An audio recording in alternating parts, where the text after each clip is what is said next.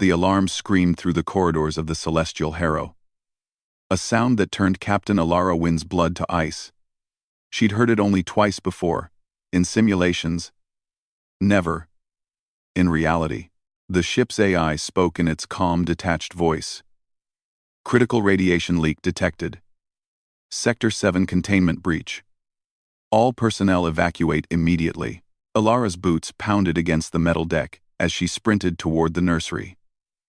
The Harrow was a deep space research vessel, carrying not just a human crew but also the Kethran, a species of furred, cat-like beings whose homeworld had been rendered uninhabitable by their dying sun. Humanity had offered them sanctuary.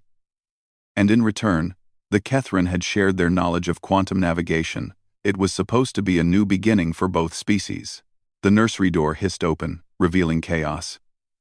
4 Kethran cubs, barely old enough to walk on their hind legs, huddled in the corner. Their large amber eyes wide with terror.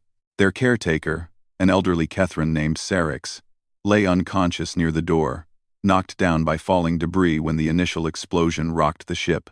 "Come on!" Alara shouted, scooping up 2 of the cubs under her arms. The smallest one, Tivik, wrapped his tiny paws around her neck and refused to let go. The other cub she'd grabbed mewled in fear, its claws digging through her uniform. The radiation counter on her wrist beeped urgently. 30 seconds until lethal exposure levels reached this sector. She couldn't make it to the evacuation pods, not with the cubs. They were too slow, too frightened. But there was another option, the safe room. Every sector had one, designed to withstand hull breaches, fires, and yes, radiation. It was a tomb if rescue never came. But it was their only chance. "Hold on to me," she commanded the 2 remaining cubs, who scrambled up her legs and back like she was a tree. Their claws hurt, but she didn't have time to care. Alara ran. The safe room was only 40 meters away, but it felt like kilometers. The lights flickered. Steam hissed from ruptured pipes. The radiation counter hit critical levels just as she slammed her palm against the access panel. The door groaned open. She threw herself inside with the 4 cubs clinging to her like burrs. The moment they cleared the threshold, she hit the emergency seal button. The reinforced door slammed shut with a finality that echoed in her chest. They were safe. For now. The safe room was small, 3 meters by 3 meters, with emergency supplies built into the walls. Alara did a quick inventory. Water rations for 2 weeks, nutrient packs, a basic medical kit, and an oxygen recycler. The radiation shielding would hold indefinitely, but everything else had limits. The cubs whimpered, pressing against her. Tivik, the smallest, refused to leave her side. His small body trembling. "It's okay," Alara whispered, though she wasn't sure if she believed it herself. She stroked Tivik's soft fur, feeling his rapid heartbeat against her ribs. "We're safe in here." She tried the communication panel. Static. The radiation had fried most of the ship's systems.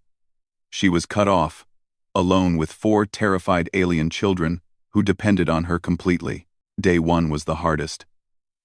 The cubs didn't understand why they couldn't leave. They cried for Syryx, for their families. Alara held them, all 4 at once, creating a pile of fur and human limbs in the corner of the room. She sang old Earth songs her mother had taught her, lullabies about stars and oceans and home. Tivik never left her side. When she moved, he moved.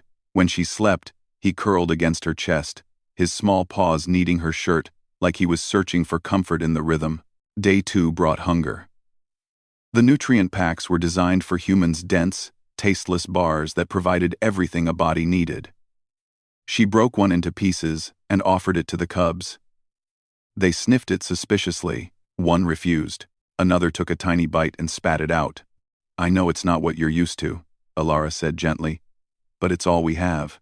She demonstrated, taking a bite herself and exaggerating how delicious it was. The cubs watched with their unblinking amber eyes. Finally, Tivik took a piece from her hand and nibbled it. The others followed his lead. By day 3, the oxygen recycler started making concerning noises, a grinding sound that shouldn't be there. Alara's engineering training kicked in. She opened the panel, jury-rigged a solution with spare parts from the medical kit, and got it running smoothly again. The cubs watched her work with fascination, their earlier terror giving way to curiosity. Day 4 brought dehydration scares. The water rations were calculated for 1 adult human, not 1 human, and 4 growing Kethrin cubs. Alara cut her own consumption in half. By day 5, Tivik had started mimicking her. When she checked the door seal, he pressed his small paw against it too.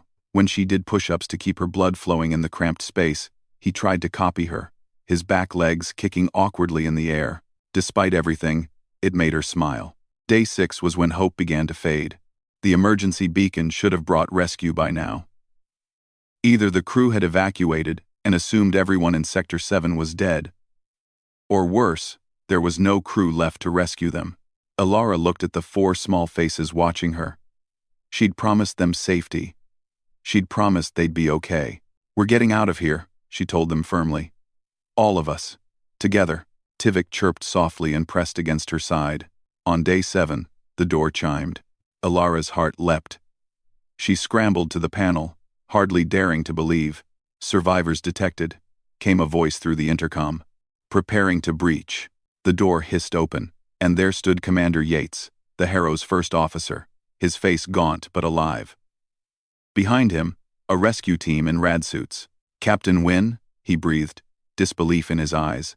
"The radiation levels, how are you still?" He stopped, staring at the 4 Kethrin cubs clustered around her legs. Tivik had wrapped himself around her calf, refusing to let go. "They needed me," Alara said simply. The medical team rushed forward with scanners. Impossible readings flooded their displays. The cubs showed minimal radiation exposure well within survivable limits.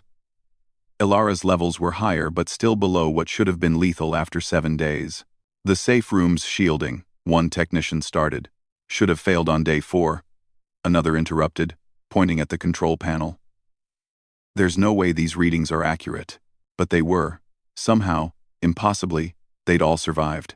Later, in the medical bay, a Kethrin scientist named Dr. Morvash examined the data with trembling hands.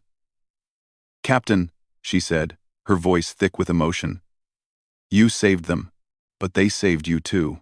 "What do you mean?" "Kethrin cubs produce a pheromone when bonded to a protector. It slows metabolism, reduces oxygen consumption, enhances cellular repair. In a human, it would create a kind of shared survival state. Your body adapted to keep them alive, and they adapted to keep you alive. Together, you became something neither species could achieve alone."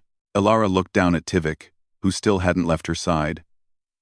He gazed up at her with those enormous amber eyes, and she understood. Humanity had given the Kethrin sanctuary among the stars, but in that sealed room, in those 7 impossible days, they'd given each other something far more precious. They'd given each other life.